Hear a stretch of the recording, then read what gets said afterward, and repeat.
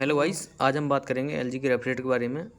अगर आप कभी फ्रिज में जाते हैं और आपको फ्रिज डेड मिलता है, अगर पीसीबी आपकी कहीं से वर्ड नहीं है तो आपको क्या करना है। आप पीसीबी ऑर्डर लगाते हैं लेकिन पीसीबी से भी सही नहीं होता है, तो सबसे पहले आपको करना क्या है, ये फ़ैन मोटर का जैक है। फ़ैन मोटर का जैक हटाना है। फिर आपको चेक करना पावर प्लग लगा के कि अपना रेफ्रिजरेटर ऑन हो रहा कि नहीं हो रहा।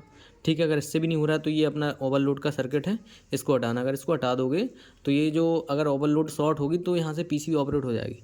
मैं जब अभी चेक करने आया था तो ये ऑन नहीं हो रहा था, तो मुझे लगा पीसीबी ख़राब है, लेकिन मैंने कहा एक बार चेक कर लूँ। ठीक है, तो मैंने इसका देखो फ़ैन मोटर निकाल रखा और फ्रिज हमारा स्टार्ट है, कूलिंग भी कर रहा है।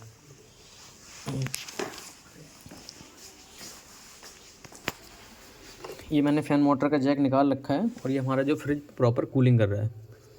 काफ़ी इंजीनियर्स धोखा खा जाते हैं, डायरेक्ट जो है हमारा पीसीबी ऑर्डर कर देते हैं, फिर भी प्रॉब्लम सॉर्ट आउट नहीं हो रहा। तो ऐसा नहीं करना है, प्रॉपर चेक करना है पहले।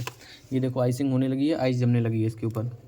अगर मैं फ़ोन में फ़ैन मोटर भी जैक दोबारा से लगाऊंगा, अपना जो है कंप्रेसर ऑफ हो जाएगा, फ्रिज पूरा ही एलईडी लॉक हो जाएंगी, कोई जलेगी नहीं लॉक। तो प्लीज़ कैरी ऑन, देखिए और समझिए अच्छी तरह, कस्टमर के यहाँ काम करिए।